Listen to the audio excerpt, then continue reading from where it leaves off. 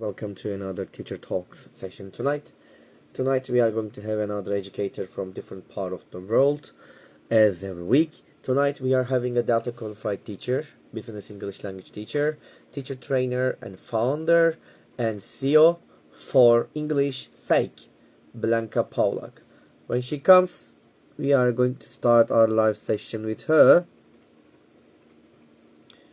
She's here. I'm waiting for her to send me request.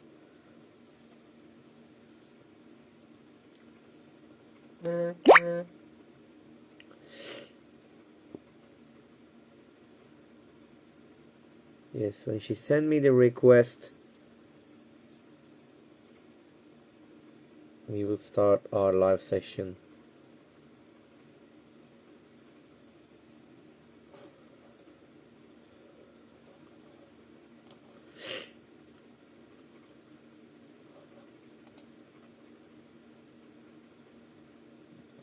Okay, she has sent the request. There are a lot of different topics to talk about with her.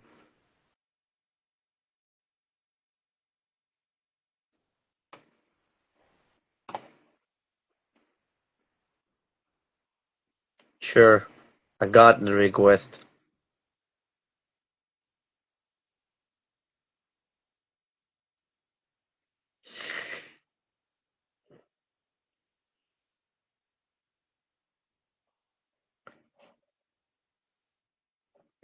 Just take time.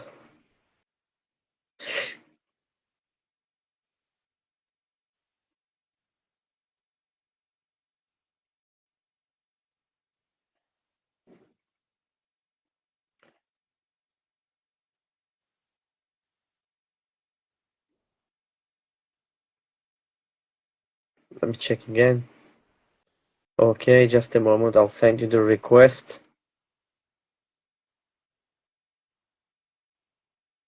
I sent you the request.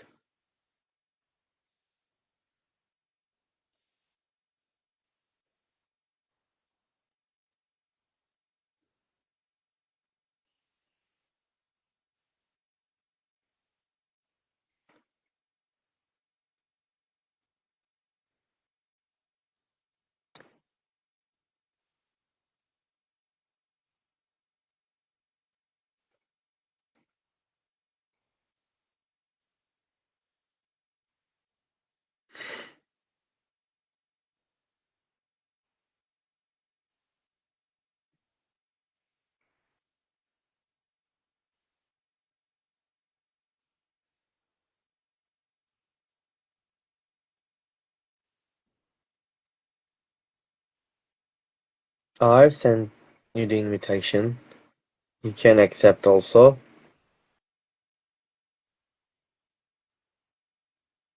Okay, just a moment, Zenia.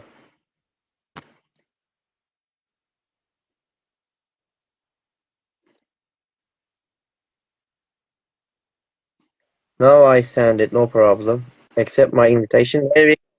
Okay. Hi. Hello. Can you hear Hello. me? Yeah, of course. We see you clearly and hear you clearly. Okay, It's all great. good. Yeah. It Wonderful. was wonderful. It was a sudden change of a plan, with the settings, but technology is supposed to help us, but sometimes it's playing tricks. It's okay, not a problem, Blanca. That's okay. And Blanca, before starting our live session, I would like to say thank you very much for accepting my invitation for teacher talks and being my guest tonight. That's very, the honor with you here. Thank you so much for having me, and I would say thank you for doing this and just spreading wonderful stories and just giving the possibility to connect. Thank you.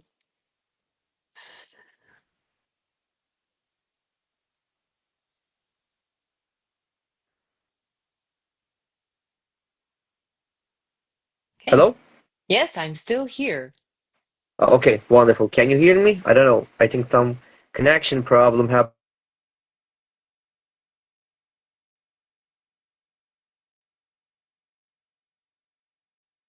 Should be working right now. I mean, so let me know if it's working.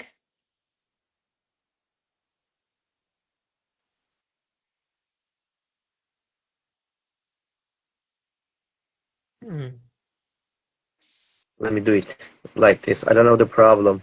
Just an, Okay. I'll fix it. I hear you all the time, but I think Okay. we both froze for a moment. Let's hope that now it's going to be good. Okay. I think now it's okay. All right. So we were talking about like I just welcoming you there. Thank you very much again one more time for Thank you. accepting my invitation for teacher talks and being our guest tonight. Thank you one more time so much for doing this and for having me. So I will repeat, thank you for creating this opportunity, just to connect with educators globally. Thank you very much, Blanca. All right. So I know that as an educator, we are all very busy. So if Mhm. you're ready, we can start, can we? Yeah, let's do it. Wonderful. I know about you a little bit, but maybe our audiences would like to know about you. So can you tell us about yourself, please, and a bit about your experiences? Mm. So I can start with the fact that I'm an educator, as I perhaps everyone that is watching us and as you as well. So I've been teaching for about 15 years. Still learning, always learning. So that's a wonderful journey. I specialize in business English and English for specific purposes. So these are two main things that I do on daily basis. Additionally, I help teachers to thrive and just to find their voice and challenge their mindset. So I'm also a teacher trainer. I'm a founder of For English Sake, a place for teachers, educators, professionals, students, learners, and I would say everyone that is learning, because this is the place for development. I'm a yoga Sure. fanatic, so Ah, nice. many things after I would say outside my professional life. I see. I see. Thank you. Thank you very much. Would you like to add anything else, or can I have another question? Let's move on. Fire away. All right. Okay. So my next question is, what was or were your turning point or points in your own education? Mm. That's a good question. There were a few. However, I remember vividly one of them in terms of my education when I started learning many things, being absolutely interested in anthropology and culture or Far East. That Ah, I was see. one of my things that I happened to study. I saw back then that the syllabus and the curriculum and the way that certain classes, topics, and workshops were presented and prepared wasn't really helpful for all of us students just to really learn something and thrive. And then I thought that, wow, there must be something that we can do about it, and maybe some methodology, tips and tricks, or basically some science. Back then I didn't know that there is a science of learning and educational psychology, etc. But that was the turning point for me, just to start doing the research how I can help myself as a student just to not only cram and memorize the topic, but simply just to have a pure pleasure of learning and helping my brain, my body, my nervous system just to do it more effectively. So this is how it I all see. started. I got it. Thank you. Thank you very much for sharing it here with us. Thank you very much. Okay, so I know that you've been teaching for a long time, and in this period, like I'm sure that you have tried different techniques, different methodologies, and different strategies in your lessons, or you try to teach them to the teachers. And when you think about all of them, probably you have a kind of a philosophy of teaching. So what is it? What is your philosophy of teaching? Mhm.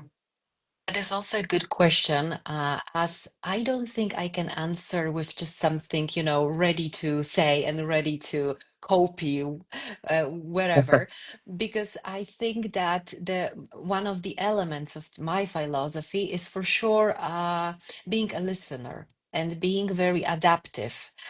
Because every learner is different, although we have certain principles of how we learn from, neurobiological perspective, we are all different human beings, and I think that my philosophy is just to inspire, stay curious in the same journey with my students and teachers that I cooperate with, and at the same time, simply speaking, being open. I think that that would be my philosophy. Mm, Being open, because in 21st century, everything is changing so rapidly. Technology, we know exactly. more about our brain, we know more about learning languages, etc., etc. So I think that the philosophy of always being open and curious and ready to change and challenge something that you've been doing for some time, that would be my philosophy. I see. Thank you. Thank you very much for sharing this philosophy with us, Blanka. I hope I'm not going too fast. I think it's on the No, pace is all okay. good. All Wonderful. good. Great. So, as an educators, we have a lot of stories in our life. Sometimes we have bad stories, sometimes we have good stories, and sometimes, of course, we have failed one, and especially also we have, some success stories. And as an experienced one, I'm sure that you have a lot of success stories in your career. So can you tell us maybe one or two success stories of yours? But we would like to hear something inspirational for us, if you have. Mhm. A success that very often starts with a failure, because I think that all these stories that were difficult or complex are also important. And I would say most likely they teach us certain things that we wouldn't have planned anyway. So one of the inspirational story that proves that when you change your mindset from fixed one into an open one, when you reflect on yourself, think about your frame of reference, who you are, why you learn, for instance, language, is the story of one of my students who started learning English around her 50s. Mm, And that was a kind of decision that going on international business market, she thought, okay, I just have to do it. I have to. So she started from this perspective, I must learn in order to develop my business. And along the process, she learned that learning can be fun, that you can really explore certain methodologies, approaches, and blend them because no one size fits all. She also learned how to help herself with her nervous system, with cognitive load, and how to adapt any learning process into her busy schedule. She also learned how to present publicly, going on international stage and market. I see. Uh-huh. And this is something that is also inspirational to me, because very often people, not only, our students, our teenagers, for instance, if you cooperate with teenagers, we all have some traumatic situations, not necessarily specific trauma, but something that was traumatic to us. And very often it's related to education. So we think about all these moments, marks, and then we get petrified and it blocks us from a further development. So Mm-hmm. I sometimes see. people are absolutely unable just to move on. So they hit the wall. So it's all about mindset, not only about the methodology, I would say. So I that see. would be my inspirational story, with the That's the kind. headline that, yes, it's always, it's never too late. It's always good to start something, even though it's very, very difficult at the beginning. Exactly, I totally agree with you. Thank you very much for sharing this story with you here, Blanka.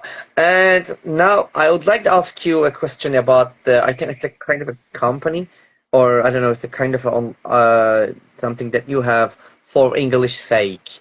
So what is this for English sake, and what is your purpose with this, and how can students or teachers contact you, or what kind of relation do they have? Mhm.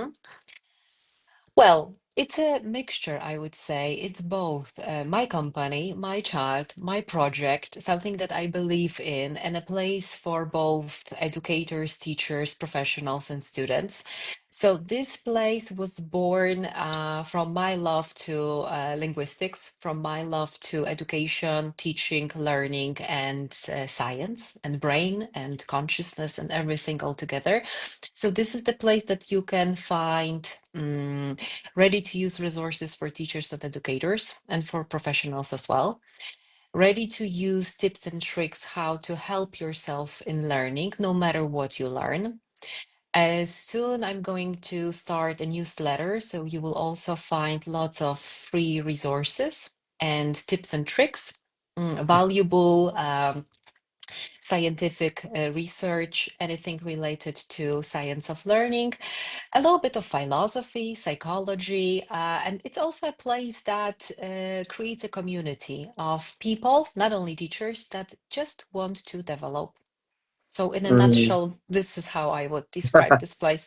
And the name started by joke because everybody, Ah, I mean, lots of people were feeling a little bit stressed or maybe angry, and they say for God's sake when they for God's cannot sake, do yeah. something. Yes. So I thought, why not for English sake? Because it all started with the passion for this language at the beginning.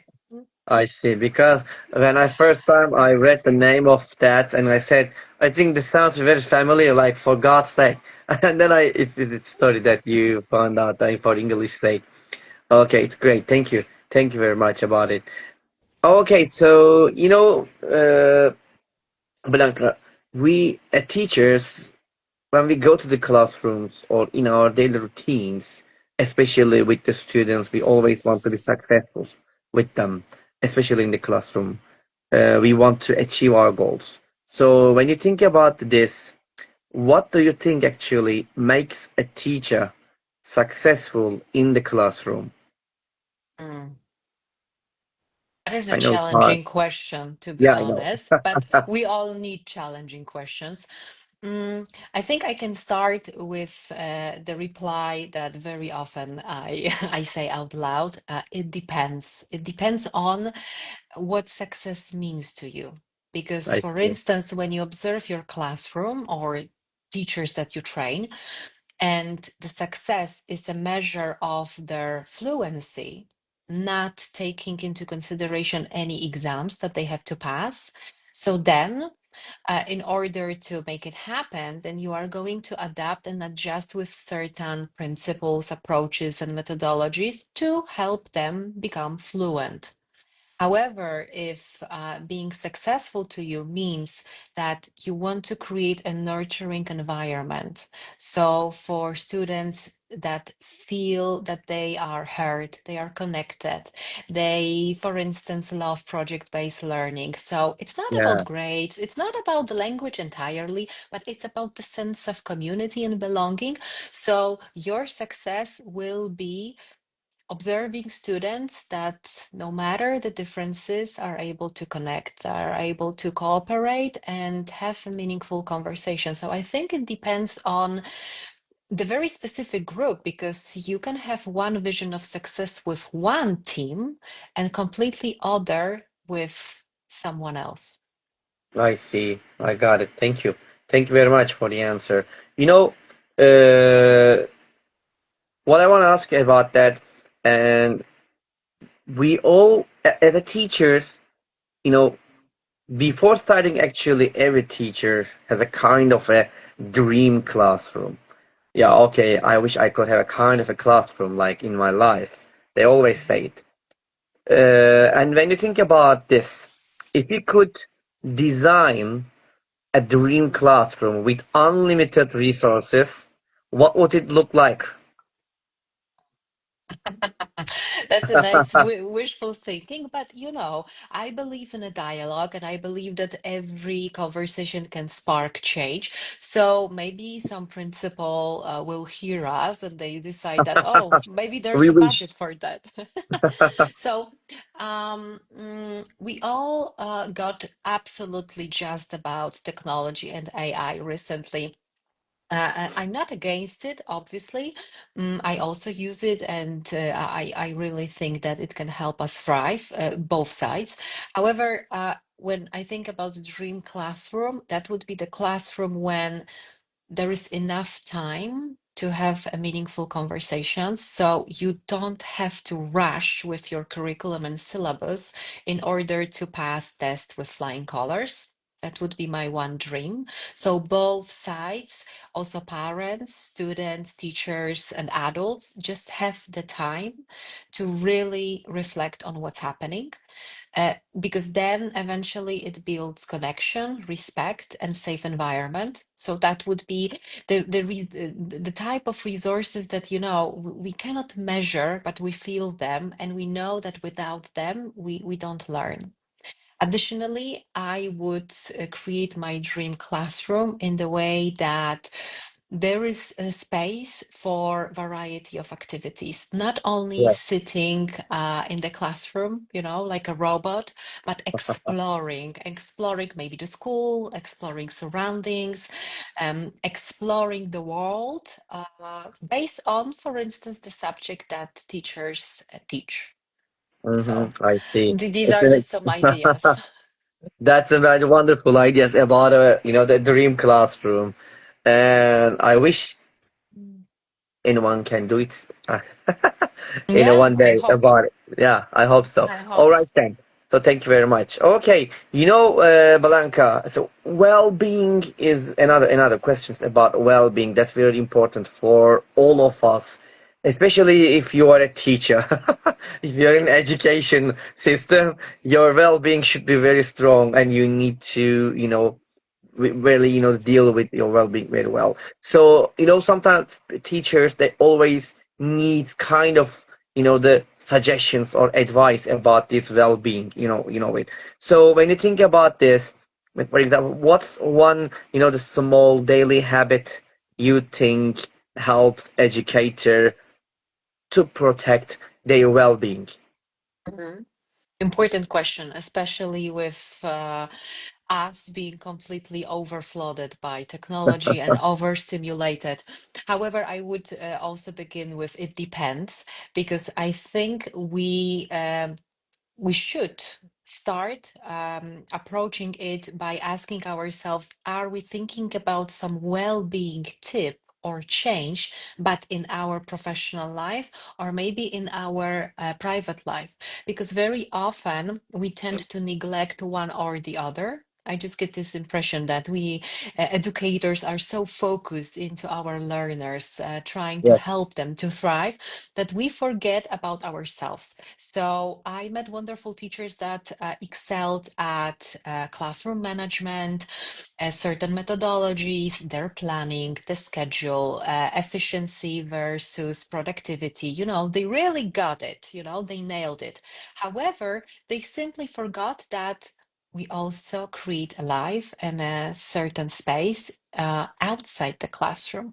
So your hobbies, even small thing that can help you. So I believe that this is the question that we all should be asking, and giving Sure. ourselves permission that it all starts with small steps. Because sometimes it's about asking your colleague to help you in peer observation, or preparing some lesson plan, or maybe learning more AI, creating your AI agent just to help you. However, sometimes you are so fluent in all classroom settings that maybe it's good just to seek outside. Maybe you need a Mm. long bath. Maybe you need just some time to hollow out, when it's Friday and this is your non-negotiable, that you don't work after XYZ hour, you don't check emails, you don't do XYZ. So, like, really think, because I believe that in life, no matter if we think about, teaching profession, but in general, it's all about the energy management. So, how you manage your energy. Are you giving too Mhm. much energy in your professional life? Or maybe you don't have any opportunity to recharge your energy afterwards. I see. I got it. Thank you. Thank you for your suggestions. But there's a question. He's asking, what hobbies do you recommend for teachers? Mm. Ah.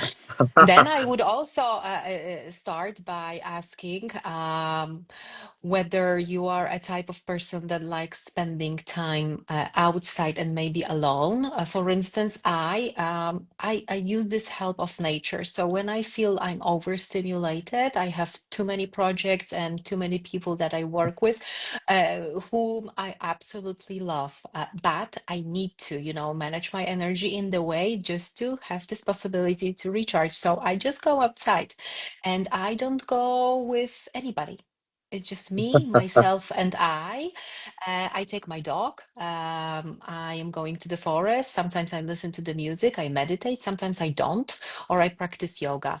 However, there are some moments in the academic year because our energy is also fluctuating. So I have more energy. So I love to spend this time maybe painting or doing some outdoor activities with my friends or cooking. Nice. So I believe that it doesn't have to be one thing. And however, I am a huge advocate for mindfulness. So being asked what I would recommend as for the beginners or even advanced practitioners, meditation would be something that for sure changed my life. And it changed the life and the way my students and teachers that I train also approach I many see. things. I see. Well, thank you for all these advice and suggestions, Blanka. Thank you very much. Okay, so you are in Poland, if I'm not wrong. Am I right? Currently, yes, yes. Okay. So, and you've been you living there, you've been teaching there for a long time, so probably have lots of ideas about the students over there. But when you think about this, what problems do teachers face? Or with teaching English to the students in Poland. Just a couple things maybe you can say. Mhm. So everything that I will say is based on what teachers told me. So it's not always my personal story that I experienced, but very often it's pure observation. Mm, One of the biggest problems, or one of many, I would say, is for sure lack of practical components at universities. It Mm, doesn't matter if we talk about English philology, linguistics, or pedagogy, still too much theory, not enough practice. So, very often teachers tell me that they end up graduating their university after 5 years, not feeling confident they can manage the classroom, they can create valuable and effective lessons or workshops, etc., etc. So I think that's one of many that keeps on repeating. Then I think there is a constant dissonance in terms of private sector, especially that if you specialize in certain areas, if you find your niche, if you become an expert, uh, sooner or later, you either start your own company or you I see. cooperate with other people. So the problem is how I can think about money, simply speaking, because we aren't taught neither in primary school nor at the university how to approach it because we don't think, okay, I need to include taxes, I need to include advertisement, etc., etc., maybe rental. So I Yes, think this is a big problem for many teachers that have wonderful ideas to build their product, their company, their persona, but because of so many factors that they weren't taught and familiarized with, they kind of get lost. exactly. You are right, I think. You are right. Mhm. I see. Thank you. Thank you very much for the ideas that you Mhm. tell us here. Okay, Blanca, you know that AI, let's move another question, which is about the AI. You know that AI is very popular and it's everywhere, I think, now in around of us. Whenever we look other side or this side or that side, we see something related with AI. So when you think about this, as especially in education, it really I think helps us to deal with some things in education. So when you think about this one, if AI could take over one especially boring task in education to free teachers' time, which task would you give it? Mm. I would love that AI become our head of office, i.e., our secretary of all red tape and everything that we need to deal with. So I Yeah. imagine AI being my personal assistant that I do not have to type in only. I can really tell and explain, all right. Today, your task is just to issue invoices. You have the database, you know the deal. Or maybe I need to prepare the whole syllabus. Please fill in certain rubrics because I know it's a mundane task. However, it's something that no matter if you work in public or private sector, sooner or later you have to do. So I think our personal and maybe business assistant. I see. That's a nice one. That's a nice one to take over as a one of your tasks that we need try to do it. Okay, Mhm. thank you very much. Blanca, as an educator, we are very busy. We have a lot of things to do, and sometimes we cannot find the time for ourselves, and of course, for also we cannot some find the time for the professional development, which is really important for educators. So when my question is it possible to develop professionally when you have a lot of work to do? Mhm. Um, I get the impression that first, it's good to admit that it doesn't have to be repeatable, i.e., not every quarter, not every semester should remain the same. So when we give ourselves permission that this semester I'm going to develop more because this is what my schedule allows me to do. So I'm getting into the concept of not overloading ourselves with guilt, with fear of missing out, and trying to be as precise as possible. Of course, finding your niche comes with certain moments when you say, no, that's not mine. I don't know what's mine, but I know at least that this is not. So, for sure, it's difficult, and I will never say it's easy because even though you have your niche, you still need to devote time. And if you really want to bring quality into that, you need to put a lot of effort into that. So, apart from certain ideas like your time management, productivity versus efficiency, because we get into this trap that we have to be productive, but what it really means to us, and allowing ourselves that maybe this month I'm just going to cool down and hold my horses and not getting crazy over another new things.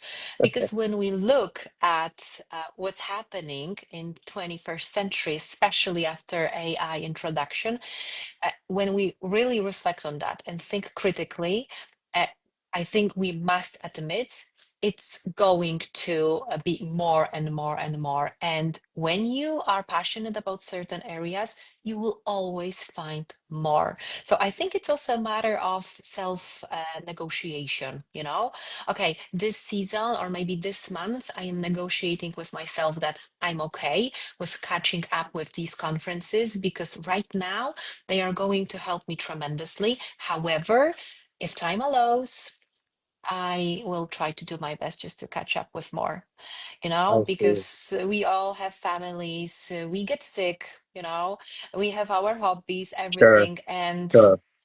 I think that we should, in general, especially in 2025, we should just give ourselves a little bit of break. And Yeah, not you are be right. overly critical just to, oh, I need to catch up with this and that, this conference, this and that. I've been there, I've done that. And right now, I'm very happy that I was able just to teach myself because I would even say unlearn myself that where's the line? Because Volkan, when you think about it, where's your line when you say it's enough? Yeah, I see. I don't know. Yeah, I you I, I see? know. Exactly.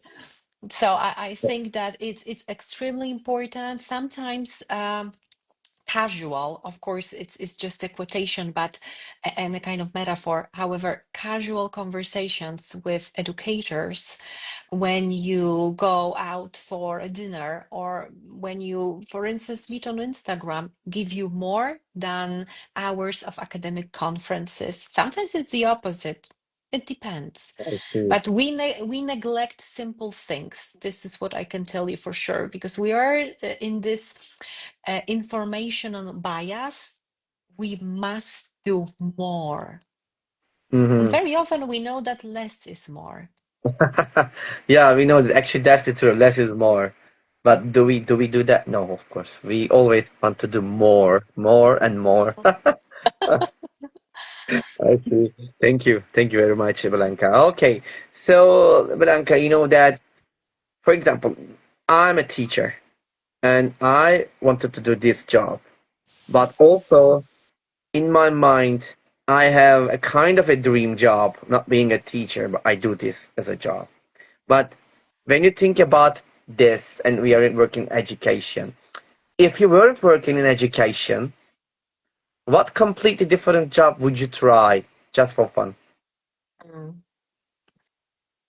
Well, I might sound right now as educational geek, but it for sure would be a mixture and a total merge of education and other things. So for sure, I would be traveling around the world, listening to people's stories, not only about education, but about life in general. I would drink coffee then, and I would read lots of books. That would be my job.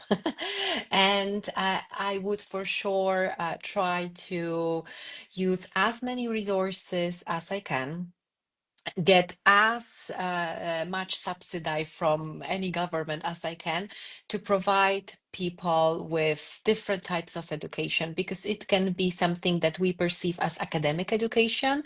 It can be yoga, mindfulness, it can be some spiritual practice, it can be learning how to paint. It's also a type of education. So this is what I would do, just to I create this see. kind of project that I would fly over the world and That's a do nice. this with other people, of course, with wonderful creators, artists, academics, scientists, etc., that would help me to create this kind of This flying kind of thing. community. Wow, I see. That's very nice idea about it. All right. I know that you are very busy and working a lot and doing for your job right now. Are you doing anything special and do you have any projects or will you start at any projects or will you have any surprises for us in the future? Mhm. So there are a few.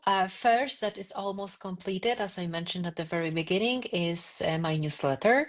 So you will find lots of ideas and ready to use resources there. And it's going to start very soon. And secondly, after some time, I'm going to create my own platform when you also find lots of workshops, lots of short lessons for educators, teachers, professionals, for everyone.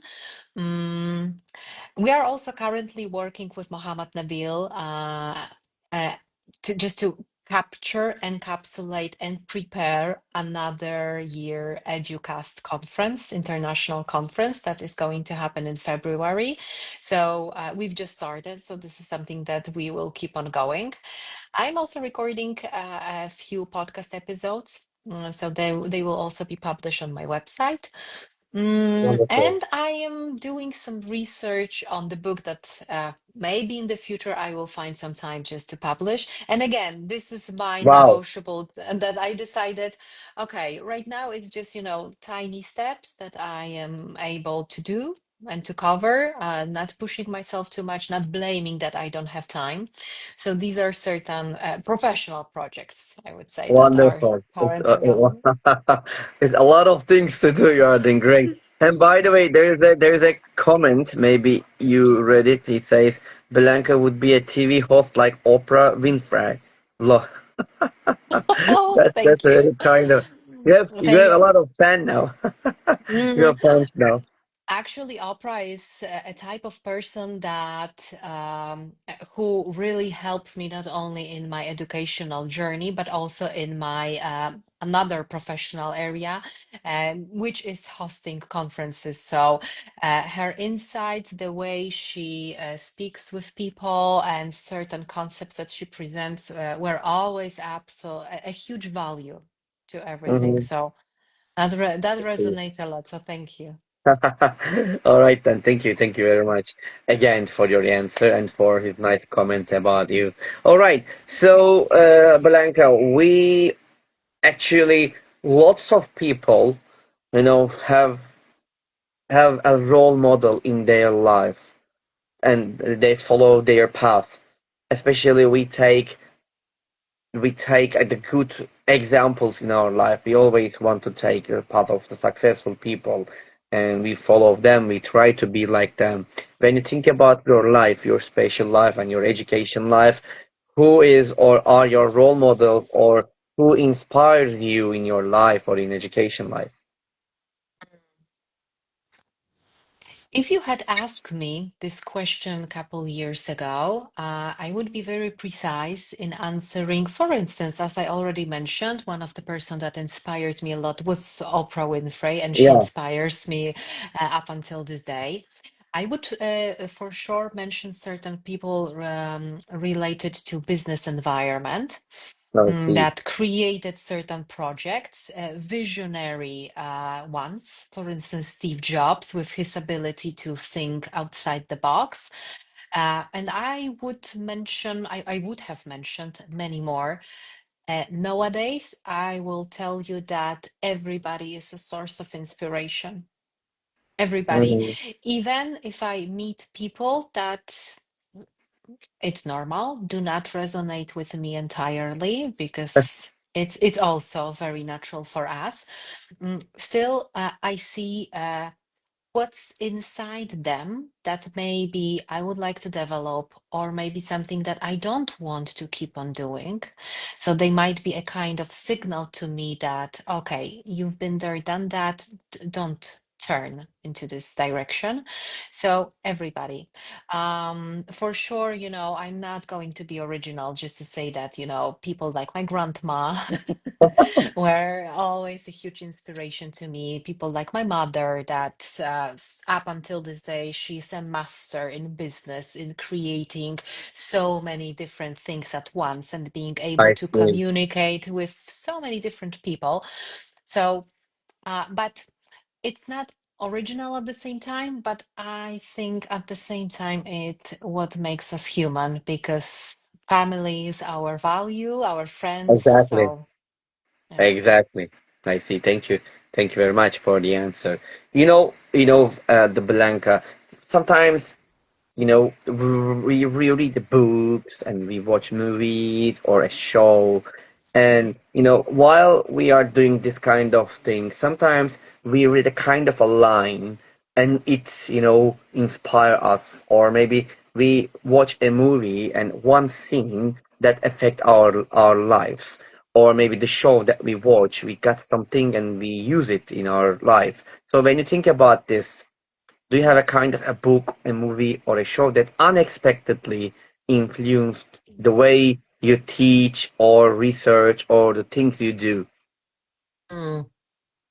I think this is a question for a set of interviews, or at least a kind of, episodes, because um, again, it depends what area we think. However, if I gotta be honest and try to pin down certain books or people that helped me on this vast territory. So not only education, but Oh, I life, see. philosophy, mindset, and business at the same time.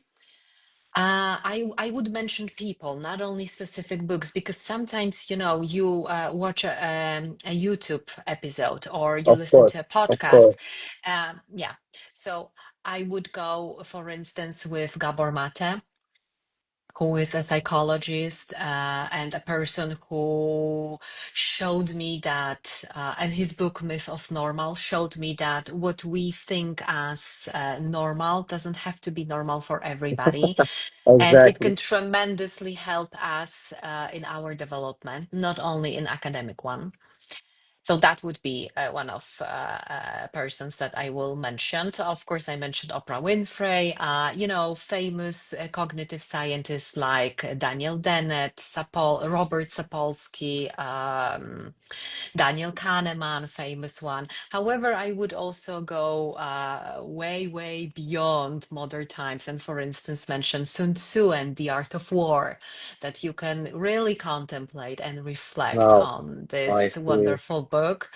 Yeah, many more, like lots of monks, Dalai Lama, the way he speaks with other people. So I think all of them helped me to, grab certain pieces of puzzles that fit to my story and the way I want to create my educational Exactly. journey. So, yeah, That's many, great. many, many. Thank you for sharing this with us. Thank you, Blanca. All right. The time flies, Blanca, and we don't know what's gonna happen in the future. And there Mm. are a lot of things maybe are waiting for us in the future, but we just guess sometimes. When you think about, your 10 or maybe 15 years later, will you still be in education life or will you try another job or jobs? Mm. I hope I will. I hope I will. Maybe I will have a chance just to create this multinational project of flying or traveling the world and That's connect a people wonderful one. and educators. However, I just give myself permission, maybe not to finish because I don't think I'm going to finish. I don't think so. It gives me too much. So in fact, very often I get the impression that I'm learning more than my students or teachers that I train. So I see. it's like every day is a challenge, or I'm not talking about the challenge that, a certain issue, but it's also a challenge of your mindset or a challenge of your routine. Sometimes it's a confirmation. However, I just give myself the permission that if one day I decide that maybe it's enough time to have a break, just to make a pause, to focus more maybe on my family or on my other projects or my other passions, then I know that I'm not going to regret. However, still, I believe that to some extent, I'm going to share the knowledge and experience. Maybe in less academic environment, but still. But still do that. Okay. We'll see. All right. Thank you. Thank you Ask very me much. in 10 years. Okay, I will do that. I'll ask you after 10 years. I'll find you out and ask you, okay, what's going on there now? All right. So, you know that, Blanca, in our life, there are some times, that we are doing something and we face a lot of difficult situations or challenging situations. And sometimes we can handle it, but sometimes we cannot solve the problem or we can't find the way to deal with it. And when that time comes and we say on our own, oh, I wish I could have kind of a superpower to solve it, and you would like to have a kind of a superpower so you could easily solve or deal with your problems. But this is your life. But when you think about in education part, if you could have one superpower to use it in the classroom, what would it be and how would it help you? I'm not talking about being a Hulk in the classroom, okay, and smash them. No, but something about it, but not like being a Hulk. Mm. I would love to have a superpower, no matter the situation, no matter the outcomes, no matter the people in the classroom, their frame of reference, their experiences and personal stories. I would love to be able to open their hearts, I see. their hearts, because when you keep your heart open, you are open for discussion, for communication. You are actively listening, other side, even though you are facing crisis, even though you disagree with someone's argument, and you have every right to do so. As long as your heart is open, you can be respectful, still disagreeing. You can brainstorm because you are not judging yourself and other person. You are not competing in this negative way. So you have I this see. focus and shift into creation. Let's do something together. When you keep your heart open, you are able to say no in a very respectful way. You are able to say yes and share the energy and so many things. So that would be the superpower that I would love to have because, again, when you connect with your intention, with your energy, who you are, who you would like to be, who you aren't, then you can really see the truth that Mm, maybe the person that I'm battling right now or competing is trying to teach me something. But if I only think from my logical mind perspective, I will only see either a challenge, obstacle, or maybe a competition or a rat race. I I see. am unable to see beyond. What's beyond? I don't see a really, really huge picture that it's here, I it's see. there. It's not easy to do that. I see. Thank you. Thank you very much for sharing it. All right. So think that. Let's move to another question. That especially there's just a couple questions left. You know the time flies. All right. So think that that we finish our interview and you step outside your home and find a lottery ticket that ends up winning $100 million. What would you do? I know you wish it, and please be honest. Okay, what would you do about it? And I wish you could, and I wish everybody could have this dollars, $1 million one day. Mm, Okay. yeah. I will be boring, Volkan, sorry, but I'm going to invest in the project that I told you, That's a flying wonderful around idea. the world, trying to help people just to see learning and education from another perspective, Yeah. investing. For sure, I would be a smart investor. I would ask other people that are smarter than me how to invest properly.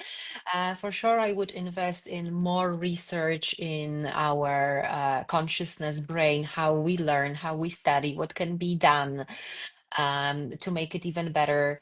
I would invest in lots of technology that will help us to save the planet, just to save the resources, at the same time, teaching us to think critically that we don't have to be takers, we can be I see. leavers. So we take only the amount that we truly need and we leave everything behind in a better shape than at the I very see. beginning. So yeah, I would use this money totally. And for sure, I would buy some piece of land and I would plan a giant forest where I would just go and practice mindfulness. However, from time Wonderful. to time, I would invite other people to come. Please invite me. Yes, Okay. Thank you. feel free. Thank you very much. You save a place for that for me. Okay. All right then. Thank you very much. Okay, now I'm gonna ask you my last question, Blanca. You know the time flies. Okay, and Mm, the most difficult one. Are you ready for it? yeah, fire away. Okay. What is your motto? Mm, always learning, always growing. I see. Nice. Always Okay. learning, always growing. Oh, that's a nice motto. Thank you. Thank you very much. Okay. I ask all my questions, Blanca. So before ending our live sessions, would you like to add anything else? Any suggestions, any advice, or something that you want to say to the people? Mm, thank you for creating this space that I can share some thoughts here and share my story. I would absolutely invite people just to stay curious, stay open, practice open mindset. Be ready to connect, to communicate, be ready to challenge their mindset because very often what we were raised with and what we saw and what we've been looking at is not the only perspective and the only universe that exists. So I would say let's all be open because you never know what's around the corner. And sometimes with the people you disagree the most at the very beginning, you will find the biggest value that later on will develop I your see. Thank inner you. self. Yeah. So I see. Thank you. Thank you very much, Blanca. That was really wonderful session with us. And before ending it, I would like to say again, thank you for your suggestions, for your advice, and especially for your precious time you spend it with us here. Thank you. Thank you very much. thank you Okay. so So much. so Blanka Pawlak was with us tonight with Teacher Talks, and we had a fruitful session with her. And as you know, that we are going to be here next week at the same time on the same day sorry, at the same time on the same day every Monday at 9 p.m. for Turkey's time. And until the next time, wherever you are, good morning, good afternoon, good evening, and good night. And please take care of yourselves, and please take care of yourself, Blanka, and stay safe Yes, and peace, everybody. you as well. Peace and lots of energy and smile, everybody. Exactly. Bye. Thank you. Bye bye.